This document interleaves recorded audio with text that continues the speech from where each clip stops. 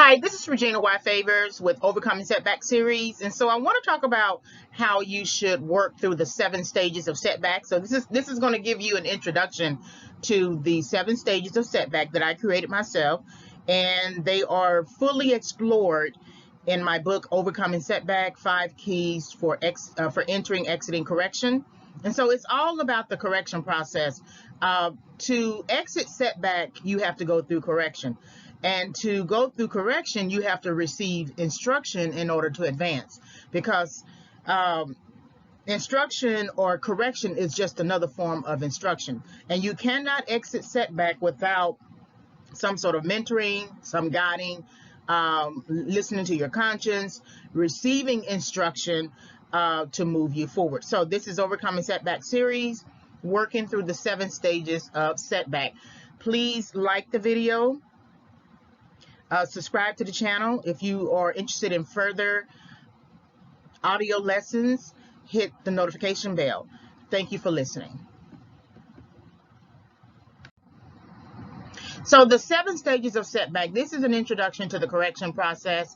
And yes, it is focusing on setback, but the goal is to overcome setback. And again, the only way that you can overcome setback is through correction. So the 7 stages of setback include the following: missed opportunity, punishment, pain, correction, recovery, restoration, and advance. And so throughout this audio lesson, we're going to go through each stage of setback. Stage number 3, pain, walking with crutches. When I think about walking with crutches, I think about walking with a third leg. And usually when you're walking with a third leg, there's this belief that you think you need that leg. I don't know how many times I see people walking with a cane, but then the cane is not really hitting the ground. They are walking and holding the cane. And I'm thinking to myself, well, do you need the cane? I understand there are some situations where you may have balance issues because of age or because of just, equilibrium or something like that, and you just holding the cane for just in case. That's definitely possible. But I've seen this too many times where I've seen people just holding a cane, walking, but they're not using the cane. So this is stage number 3, pain, walking with crutches, that people bring their pain with them from wherever that pain started. And so if you are still in pain, that means you have not addressed the pain. And that's what we need to talk about now. So pain can be internal, external. It is defined as physical suffering, some sort of discomfort due to an injury. Pain is pain, and you usually feel pain right after the punishment phase of setback. So you've been punished. Say, for instance, your missed opportunity, your mother told you, don't hang out with those boys. And then you end up going with them, and they end up robbing a bank or something like that. Then you're all punished by being sent to prison. And then, just like Shawshank Redemption, once you get in, you begin feeling the pain of that decision, crying, which makes you cry. And so now you have a whole new process that you got to work through in overcoming setback from a jail cell. The pain reminds you that you have done something wrong. You may have made the wrong move, and you need to undergo a process to let the pain ride itself out until the fever breaks. The longer you try to ignore the pain or bandage it in different ways through substance use, sexual relations, and related emotional-based crutches, the longer you will set back yourself from reaching your intended goal. So as soon as you shoot that needle in your arm, you just created a setback for yourself. You just set yourself back. As soon as you sniff that line of cocaine, as soon as you smoke that bud, you have just set yourself back, because it is a foreign element, and your body now goes through the process of trying to recognize it and fight it, which affects you in the form of pain. And some people say, well, smoking marijuana shouldn't be a bad thing because And you can add any kind of reason, right? But if you look at journal articles on the topic of smoking marijuana, they reveal, conclusions reveal that it affects you cognitively later. The more you smoke it, the more you decline in your cognition. And remember, you got to get old. I wouldn't want to be somebody 80 years old with bad cognitive skills and then have to have somebody take care of me. I will be, I want to be someone 80, 90 years old, still lucid, still can take care of myself, still can bathe myself, still can do things for myself. But immediately, once you decide to make that decision to engage in substance abuse, substance use, anything like that, you have immediately created a setback, and you will feel the pain of that situation. Pain is essentially the warning signal that you are in a setback. It is a signal that requires you to wait and have patience for it until it runs its course. There's no way out of pain that is effective. So you have no other choice but to walk through the pain. So if you've ever experienced a car crash or something like that, went to the doctor, went to rehab, just because you go to the doctor and the doctor gives you medication doesn't necessarily mean that the pain ends.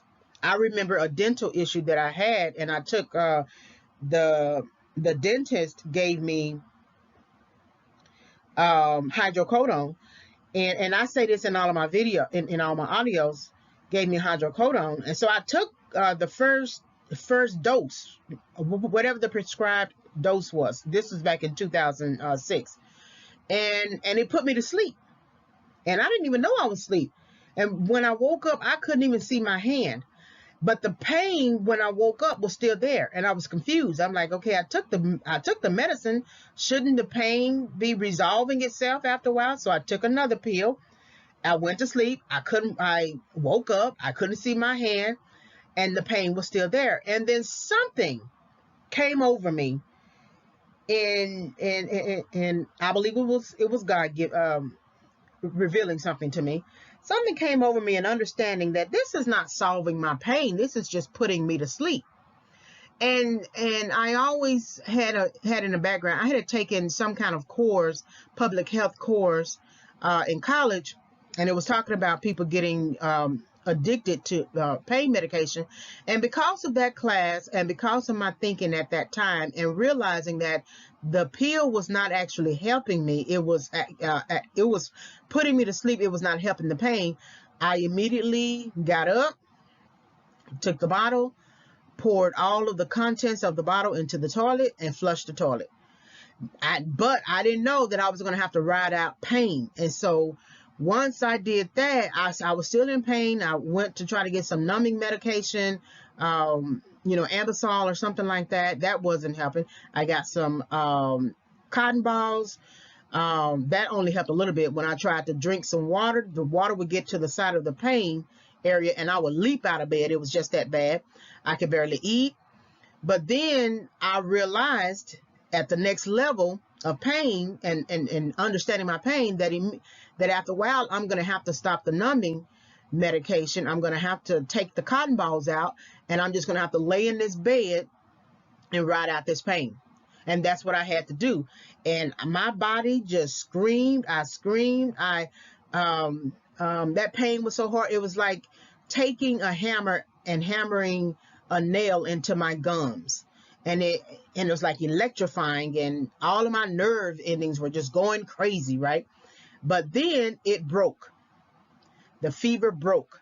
And I still had a little bit of pain, but I was able to process out through it. So numbing it in different ways will not solve the problem. Once you put away the crutch, the pain remains, and it will continue to remain until you understand why you are in pain and its contribution, which can be internal or external. So that pain caught up to me with my teeth because I used to eat ice when I was in high school. So many years later, that decision of eating ice caught up with me when I was going to college, and I had that issue to happen. So and I remember feeling pain at one time before while I was in high school eating ice, but I just ignored it because I love to eat ice. You cannot move past pain without understanding the decision you made that caused you to enter a state of pain. Of course, I don't eat ice today, but that was something that I realized was a warning signal that I ignored, and then it caught up with me many years later. All right, hopefully you gained some insight from this stage of setback. Like, subscribe, like the video, subscribe to the channel. Hit the notification bell for more discussions. You can visit YouTube for more content, Regina Y Favors channel, and on that channel are also sections for other YouTube channels I run. You can always send me an email, reginayfavors@yahoo.com. The book will become available October 2021, Overcoming Setback, 5 Keys for Entering and Exiting Correction. Thank you for listening to this audio and visiting the channel. Have a great day.